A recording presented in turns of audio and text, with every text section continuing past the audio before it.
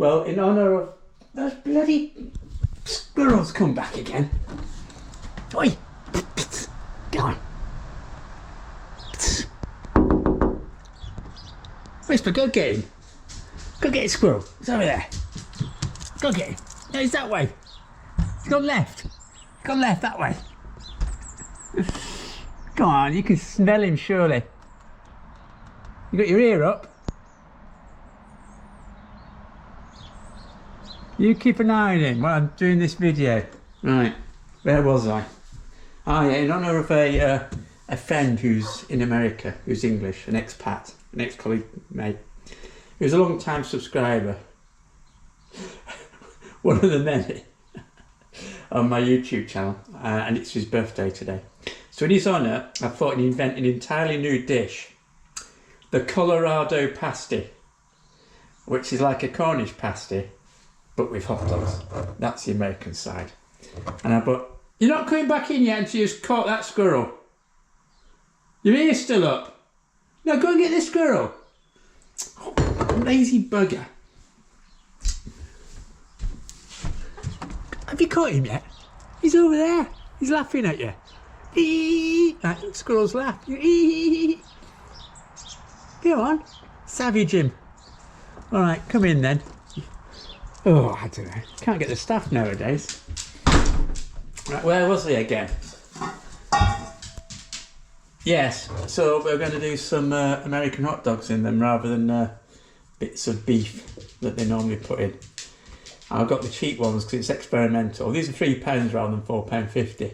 The cheap ones always have mechanically separated chicken in them, which is never a good start because they don't taste as porky. Anyway, I've not tried them before, so at least I can do a review on Tesco's reviews. I normally get the Big Dino's hot dogs, or whatever they're called, that are supposed to be from America, but they're actually made in Poland, as I found out. They're actually they're all pork and they do taste good. These probably a bit ropey. Anyway, so I bought my short crust pastry. I'm not going to make it myself. Well, I can make it, but I can't roll it out equally. So that's going to be there. Got my Swede, 65p. I'm going to put some mixed herbs in. You don't normally get that in a Cornish pasty. But as I've invented the Colorado pasty, I can do what I fucking well want, can't I? To be quite blunt. Salt and pepper, the onion and the potato. Ooh, we're trying to make a break for freedom. So what I'll do is I'll start chopping them up and doing a parboil, and we'll go on from there. I've got to warm up my pastry, it won't unroll. Right, back shortly. Ooh, after a bit of peeling. Actually, they're so small, there's probably nothing left once I've peeled those. You buy those onions that big? Don't say me, it's my wife. She's getting the blame. Right, let's get cracking. Oakley dokley. There's my Swede. Actually, a Swede is harder to chop than a potato. I never knew that. Turn off and I cut Swede up into 1 centimetre cubes. My onion, my potato, my Swedes. I actually think I've done far too much for the two pasties that I'm doing. However, once I've broiled them in the microwave with some water and a bit of margarine, to soften them up before they go in the pasty. The leftovers can go in the soup. I've also uncorked my wiener, as the expression goes. It's obviously pleased to see me. Well, it's obviously pleased to be out of the cooped up glass jar it's been in for the last 6 months. Let's see if it's this 75% mechanical chicken, which would be a great name for a rock group. A thrash metal group, yeah. Mechanically separated chicken, or woman, or wiener. Mechanically separated wiener. Fantastic. Right, let's have a taste.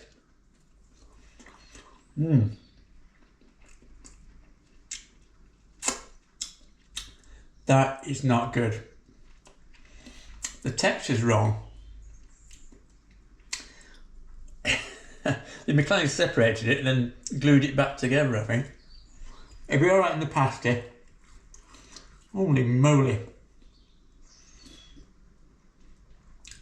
It's alright for kids, I think, who don't know any different. If you're on a council estate in Essex, yeah, that'd be alright there. Yeah. Well, onwards and upwards, I'll cut these into bits as well. But let's get these in the microwave and let's parboil them. Parboil them. Aha! We're ready to rock and roll. We've got the pastry that's defrosted. We've got a swede, we've got onion, we've got potatoes, we've got a chopped up, mechanically separated hot dogs. What do we need extra? Well, we need something to make a small gravy. Ooh, suits you, sir, because it can't be dry. Oh yeah. We're not going to use the beef one today. We're going to use the chicken one because it's a mechanically separated chicken. So we use just a slight gravy, just to give it some oomph. We don't have a soggy bottom on our pasties there, so we won't use too much. We'll have to be very careful with that. Oh yes, liquid gravy. Good. Right, that's softened, cut. Let's make the gravy and let's start rolling. Ooh, suits you, sir. Bisto gravy. Ooh, right. I'm going to do this one-handed because I'm using the phone, the camera. Oh, I still got to try it. My tripod's not working because it's still in the car. Right, so there's the swede, there's the potatoes, there's the onion. Let's throw these bad boys in.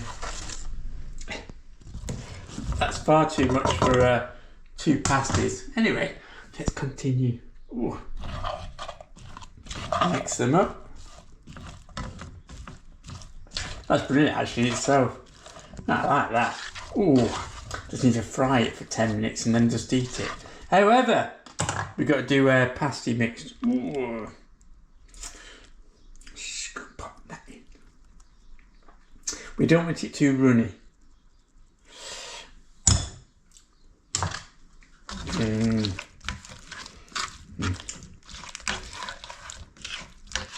There we go. That's going to be it's far too thick, isn't it, for a pasty? Oh, let's see how it gets on.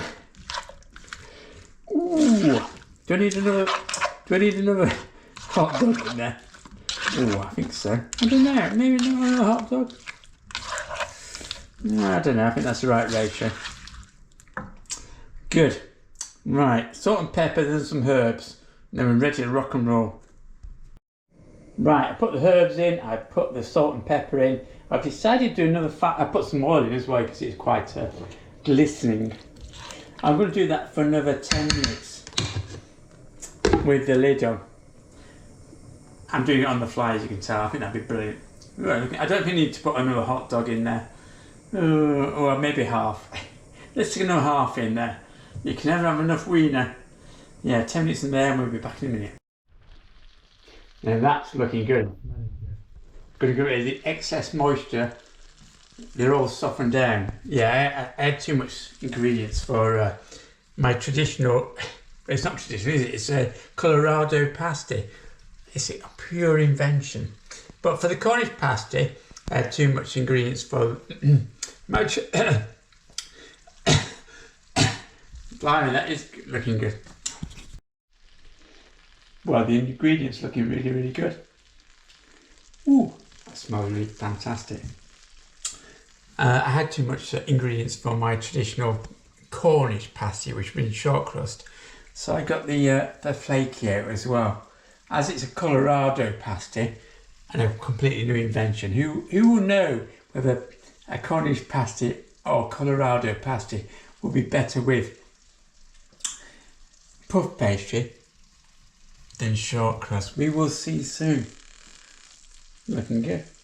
I've also got the baking pan sorted out. I've got some baking paper in there with a bit of flour on so it won't stick. I think we'll do them about 190 for about 30 minutes and see how it goes on a light fan setting. Yeah, right. I have to make this in a minute. And there's the ingredients. Steaming. Now I've got to leave that for 30 minutes because I want all that to steam off, because all that steam in there will not be good. Yeah. Anything can drip off the bottom into my little pan. Ooh. Yeah, see it. Oh, get rid of that juice, because that just made a soggy bottom on our pasties. So yeah, we'll leave them for 30 minutes now. Andy's top tip: get rid of all that moisture in there in the oven. Job done.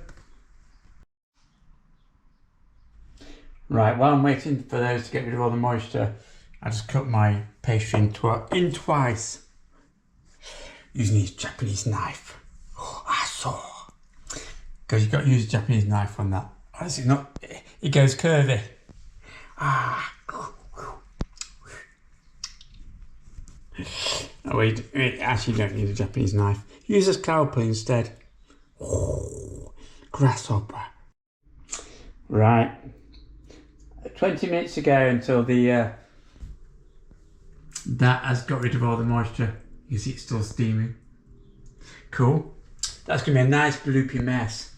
And I've got my puff pastry. Puff pastry and then the short crust. Ooh, sweet. I've got some milk to make the pastry look brown and some water to seal it all. I'm ready to rock and roll. Ooh. And that's where it's going to be baked. I think I'll do 190 with a low fan setting, 25 minutes. I think that'll be enough for a full pasty. Sweet. Right, the contents have cooled down. They got rid of all the steam, so I'm not going to upset my pastry with lots of water, make it soggy. Right, so let's do 4 of them. I think that's about the right amount. I might do 3. It depends how it goes. I want to do the traditional one first, which is the short crust.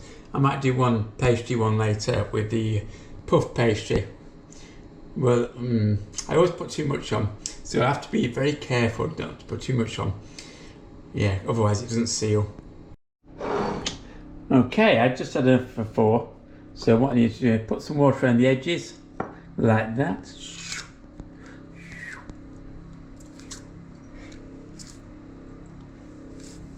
Just to seal them all up. Sweet.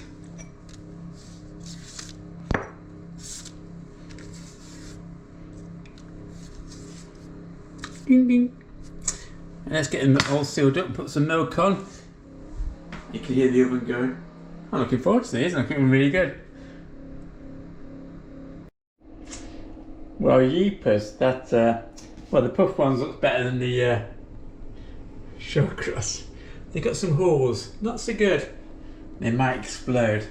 I could put some slight, I don't think they need any little steam escape cuts in the top. So let's just stick them in the oven. So there they go.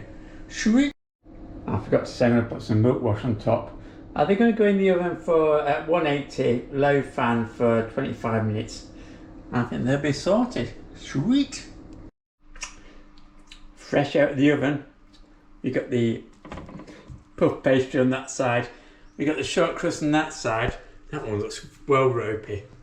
I've invented my own cocktail to go along with the Colorado pasties. It's called Tustin Crush. It's a little bit of cider, a dab of sherry, and then some Ribena. Ooh, sweet. Right, let's get these out and see what they look like inside. Looking good though. That's fantastic. And there we have it. Check that out. The Colorado Pasty in all its glory. I think the puff pastry one's done better than the short crust. Ooh. Well, steamed up. Eat, eat, eat, eat, eat.